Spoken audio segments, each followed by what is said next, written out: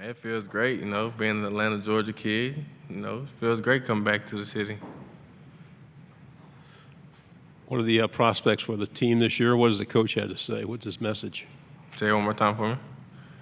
What did you say? What's been the message from the coach this season getting ready? We've really just been working, honestly. Just keeping the blue-collar mentality, just being determined.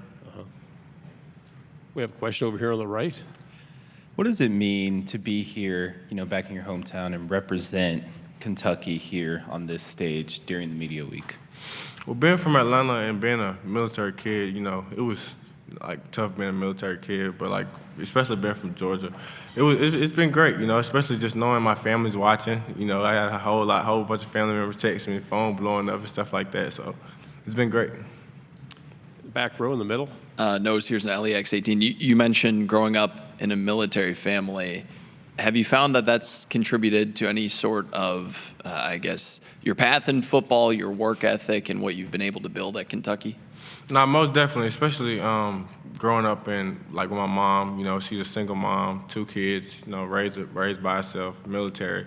So it just kind of gave me a hard-nosed mentality, yes sir, yes ma'am. I grew up, yes sir, yes ma'am, a whole bunch of manners, stuff like that. So yeah, it definitely gave me an edge. Does your team have an edge this year? Last season didn't go the way you quite wanted to. Is there a little bit more impetus this year to turn it back around? Yes, I feel like we're a lot more dialed in, especially as a team. Especially, all the transfers we got, so we have to be, chemistry has to be on 10, and everybody has to be, dialed in a lot more than we were last year to overcome this slump that happened last year. The transfers coming in, what do you tell them about the program and the university? I tell them, like I said, it's attitude, toughness, discipline, and pride is our core values. So as long as we go by those core values and, as long as we stick together, I feel like everything will be great. Okay. Go back in the middle here. All right, I got to ask. The college football video game, ever since it came out, has been a big deal. And when it came out this year, you mentioned toughness.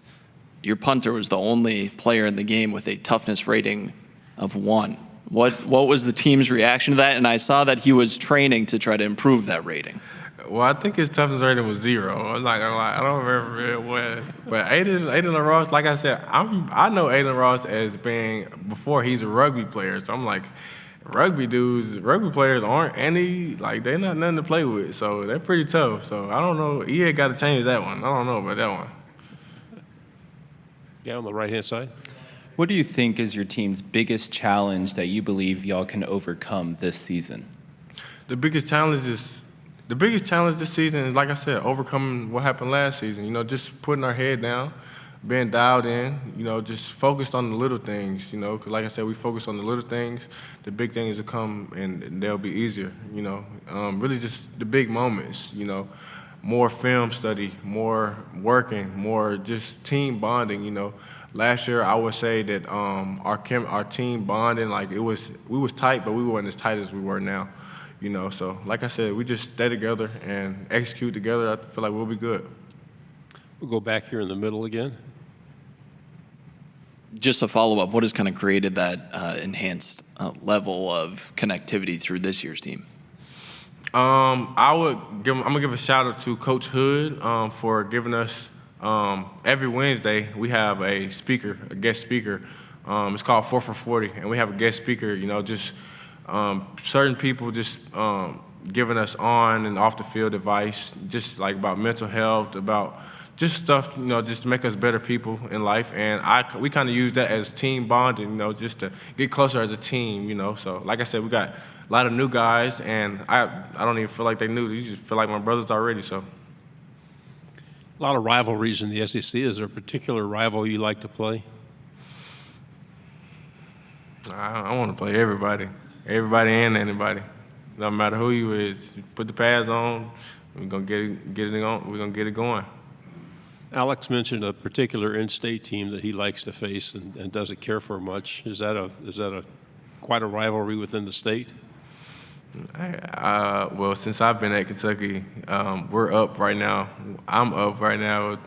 Pretty sure it's 3-2 right now, but hey, I don't want to say too much about that team across the road. We're gonna see them when we see them. What about Coach Stoops really appeals to his players? What do they like about him? Hey, I love that Coach Stoops is loyal, loyalty. Like I said, I've been in the program for 5 years now, and loyalty is a big thing for me.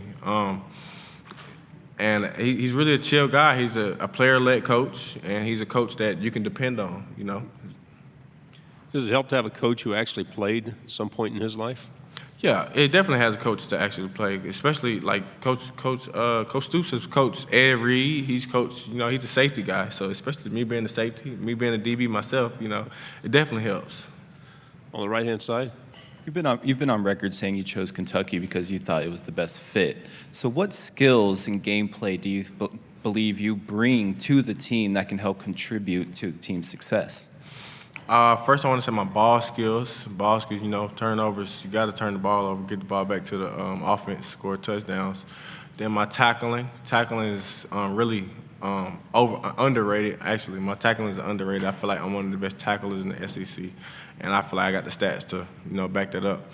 And like this year, I'm working on my leadership skills as well. So just being a better leader around the locker room, making sure guys is on their 10, on their toes, and making sure everybody is doing what they're supposed to do. Are you a leader by example or by words or by both? Last year, I was a leader by example. This year, I'm a leader by both. You think you have to earn that? Say it one more time. You think you have to earn that? You can't be loud right off?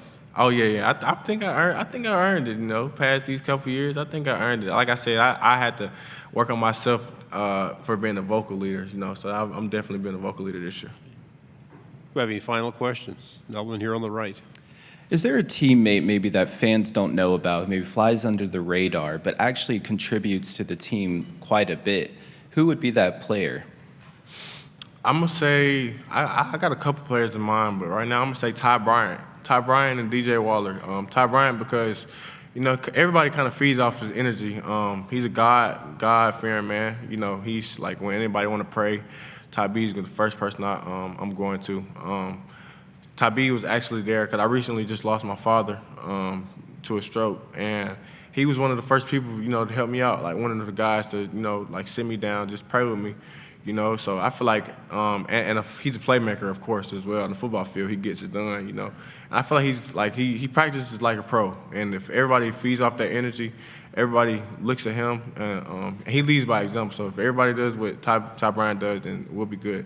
DJ Waller is, like I said, he's slept on. He's our cornerback, number 5. Like I said, his height and fluidity of his hips, just at his size, it'll be a problem this year. Anything else? Jordan, thank you very much. Good job. No, sir. Thank you.